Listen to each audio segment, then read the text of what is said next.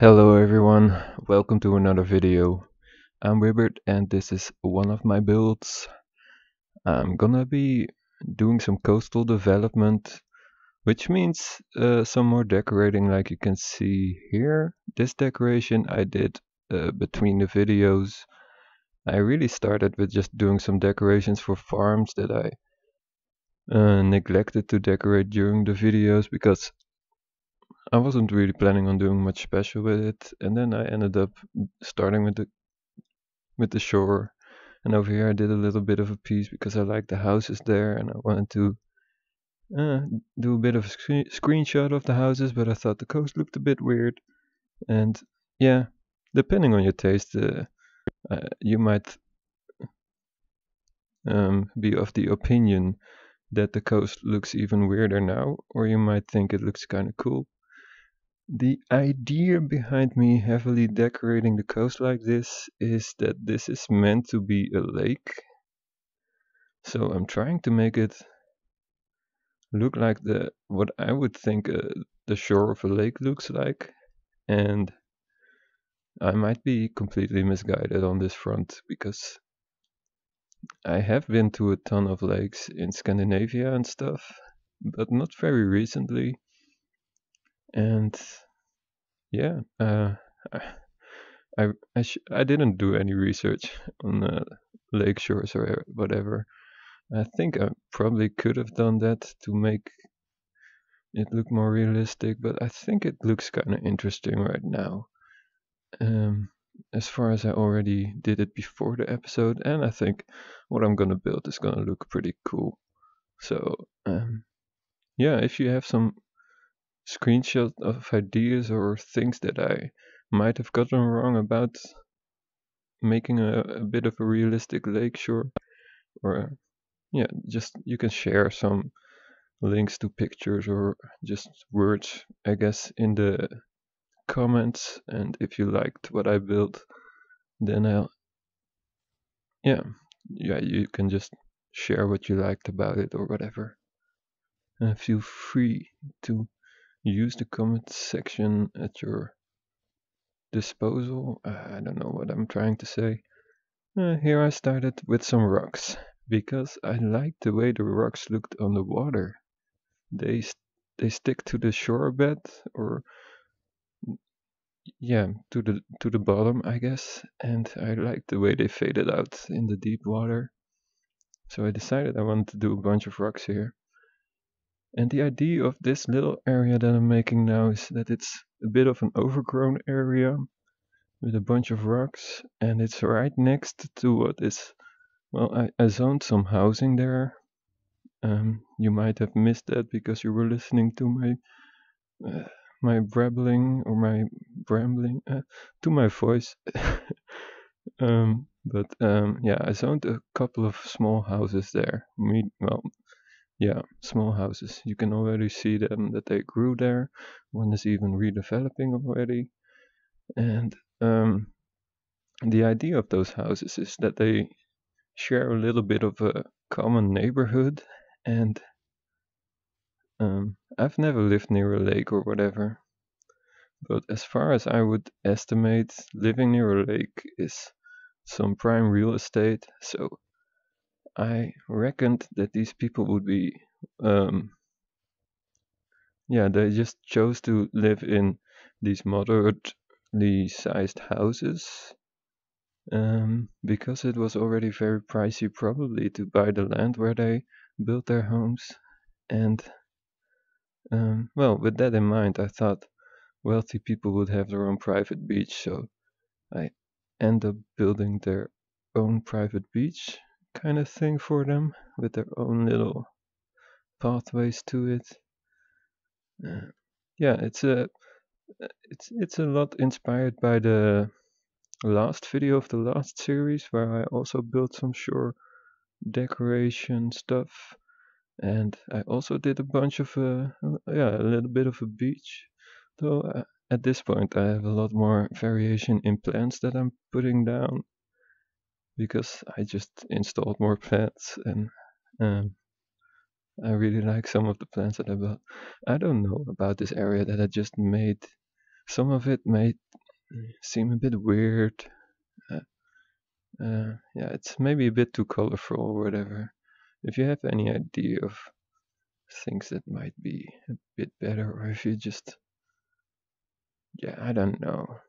You don't have to be interactive to have a nice YouTube video, so stop trying to get people to talk in the comment sections.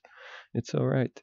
Um, yeah, so I don't know if I really like that. I might redo some of it because some of the grass looked a bit too green in my opinion. I like it when it's a bit more brownish, a bit more, yeah. I don't like the super bright green colors because they just it's what a kid would make in a painting, and there's nothing wrong with the paintings kids make, although yeah, they aren't art for a reason in general. I guess some kids might be a genius or something, but in general, um, yeah, it's a pretty basic way of percepting a color by just calling it green and then picking up a green pencil. But if you really look at the leaf, for instance, there's not just one type of green in a leaf, and in a tree there's like all kinds of different colors of leaves. There's some that are a little bit darker because yeah, there's just all these different conditions.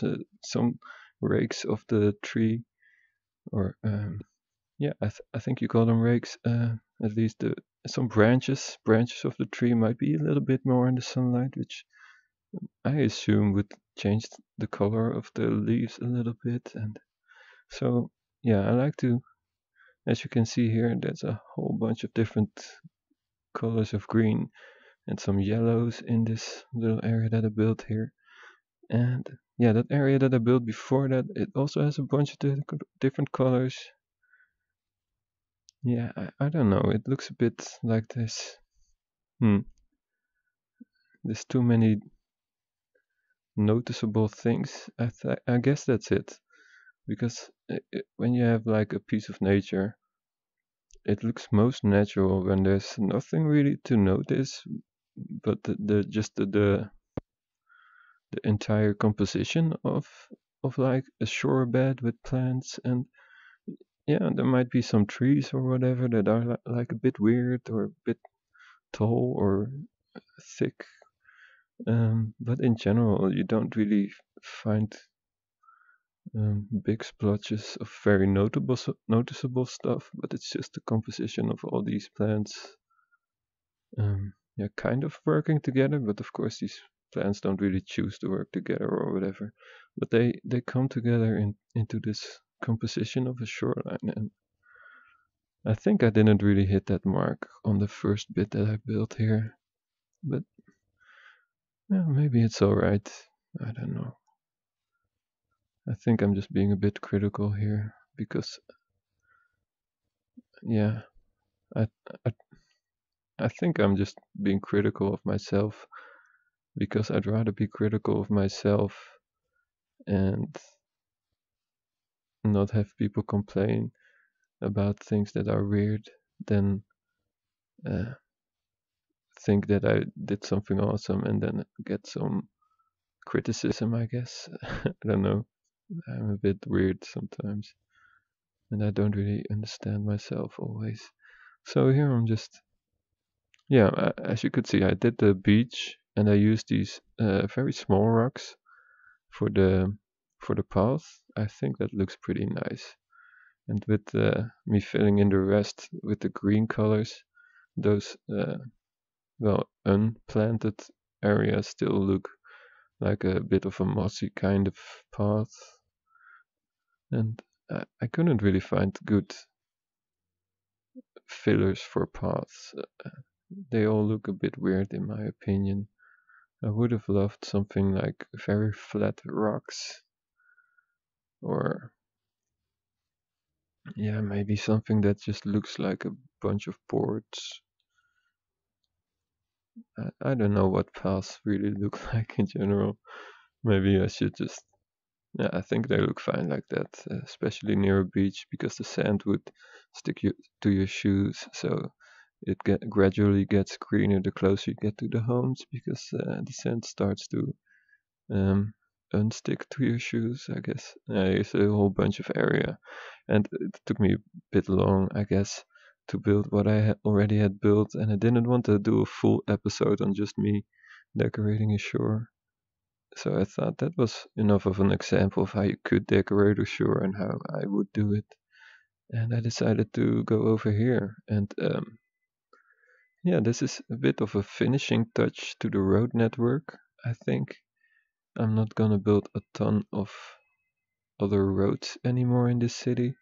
In general, I'm just thinking of finishing off the city because yeah, I already have ideas for the next city. And yeah, I don't know. I think it's nice to build on the city, but I think in general, when you build a region like this, if you want to make it like a homogeneous, homogeneous, I think the easier word to describe what I'm trying to say is if you want to make the theme of the region a bit consistent, then you shouldn't start and finish one city and then start building the next because as you're building a city, um, yeah, even during building this city, I had a ton of new ideas and a ton of different things that I decided that I wanted to do different in the future because they were really derpy or whatever. So yeah, I am of the conviction that if you're doing a region, even a small region like this, it's still smart to not start and finish one city before you go on to the next. And I know that's pretty much what I did with this city. Although it's not really a city, it's just a farming village to get the region started.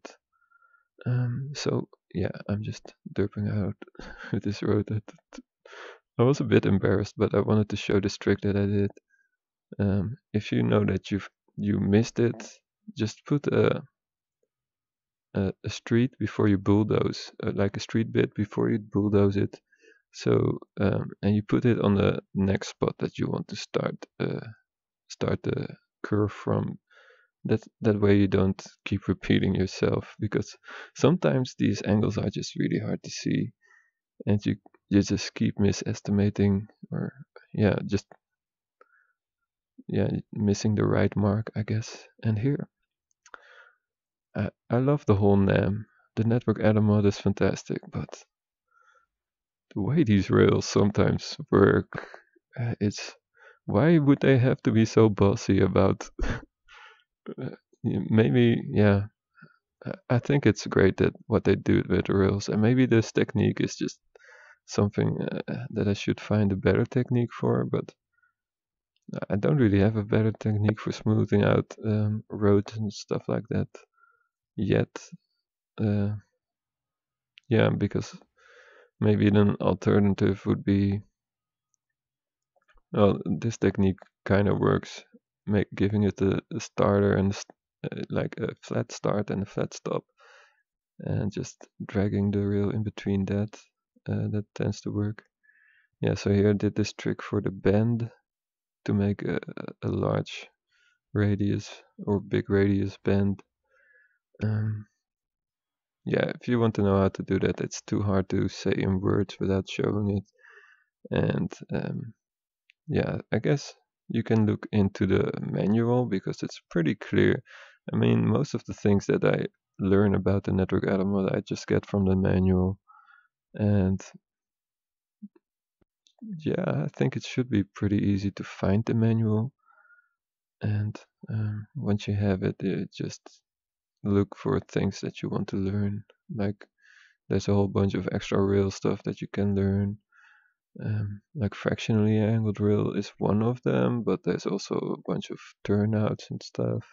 And now there's the new thing that they added, which is the hybrid rail. They added that in because yeah, today Network Addon mod 39 was released. So if you didn't keep in touch with your Reddit or whatever, hey, well, today is the day of recording. So uh, yesterday, yesterday, Network Addon mod version 19 was released. Okay, there might be people that don't know what a network add-on mod is. As you can see in this game, you build a bunch of roads and rails and all kinds of stuff like that. Or, in short, you build a bunch of transportation. And these transportation types exist of networks. And a network add-on mod, or the network add-on mod, because there's just one, it's it's pretty much just a collaboration between a whole bunch of different modders who already had their own mods. Yeah, what it does, it gives you a whole bunch of extra options for roads. It also does a bunch of fixes for capacities for roads, and um, um, yeah, so it gives you different types of highways if you want to use those, and a lot of that stuff is all optional because Um, as great as it is, it's also very tricky to use sometimes. So, yeah, some of these, learning to use some of these parts, like the network widening mod and stuff like that, it just takes a bit of practice to learn. And it's not, I don't know, maybe they are still working on the network widening mod. I think they must be still working on that because it's quite limited in like underpasses and stuff that you could do before version 39. But let's talk about what version 39 changed. Um, and as I understand it, it changed the way flexible underpasses work. Now, what in the name of whatever is a flexible underpass? Well, an underpass, just a general word underpass, describes a certain type of transportation and a tunnel. I guess you could call it a short tunnel or a viaduct that goes underneath the other mode of transportation. So an underpass is a tunnel underneath, for instance, rails or whatever. Now, how those used to work was that you had to use puzzle pieces to, yeah, to describe to the game where the underground parts of an underpass would be, and they changed that to allow you to just use subway pipes to connect. And that changes a lot because now you can just use flexible underpass systems underneath buildings, and it means it's like 1 million times more flexible. So yeah, it's pretty amazing that they managed to do that. I guess somebody must have had a ridiculously good idea at some point, and yeah, there's probably none of them watching this video, but if there is, I just want to say, great work. Now, yeah, so that's a little bit about the network add-on mod. Most of my viewers probably know what it is. If you don't, and if you want to learn more about it, um, there's another YouTube channel that already did some videos, and I believe he started a new series on what the network add-on mod is and stuff like that. So I would suggest that you, if you're new to this whole network add-on mod or just relearning SimCity in general, then I would suggest that you maybe check out his video. He does a very good explanation that I couldn't. Um, well, I don't think I could put it into words as neatly as he did, and I don't think it's necessary for me to copy his ideas and do another network add-on mod video. So if you want to learn more about the network add-on mod, just I'll put a link in the description. Um, his name is just escaping me right now. Um, but yeah, I'm not. I'm too tired to remember names. So um, I think it was something with an R. That's all I've got. I'm sorry if you're watching. Um, I'm just bad with names. I hope you don't mind. So I'll put a link to his network Addon mod video. It's a very recent video, so it's pretty much up to date. Although, yeah, new network Addon mod came out like 1 week after he did the video, so that's kind of tragic, I guess. But it's no, I think it's good. His videos like 99.99% still relevant, and well, I think it's just 100% relevant to people learning to use the network Addon mode for the first time. Um, and the new features, like the new underpass system. Yeah, if you want to build underpasses, you can figure it out. It's super easy now to build underpasses, and if you can't figure it out by just um, testing and trying, then just read the freaking manual.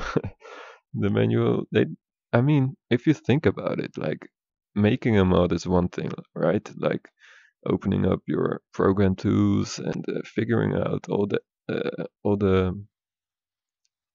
There's a lot of figuring out to do before you have a mod for SimCity 4. So that's one part of it, but actually the amount of documentation that they wrote for it, that also requires a whole bunch of effort.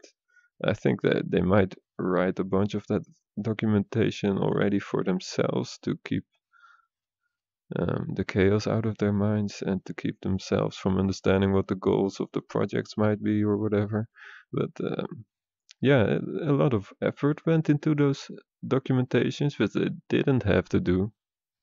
I mean, it's all for our benefit, and maybe for their own benefit that they don't have to explain everything every time. But you still see like a ton of people on Reddit asking for how do you use this or that, and there's like it's pretty well explained. And if you read the documentations for the NAM and you still don't understand, or it's just not written in a way that you can understand, and you can always ask questions, and you can ask me questions. I'm not the biggest expert, yeah, expert. I guess that's how you pronounce that word. It sounds like it's a bit of a Dutch pronunciation. An expert, yeah, I think expert is the word. So I'm not an expert on the network Addon mod. I haven't been using it for like 12 years or whatever, like some people might have. And there's still some parts on it that I find pretty tricky, or I just haven't tried even. So, but if you have like things that you can't figure out, I can always try to figure it out and maybe give some pointers in the next video or whatever. Um, but yeah, that's only if like the documentation is just not clear enough for you as well. I mean, I'm not here to replace the network element documentation. I'm trying to build a nice little town.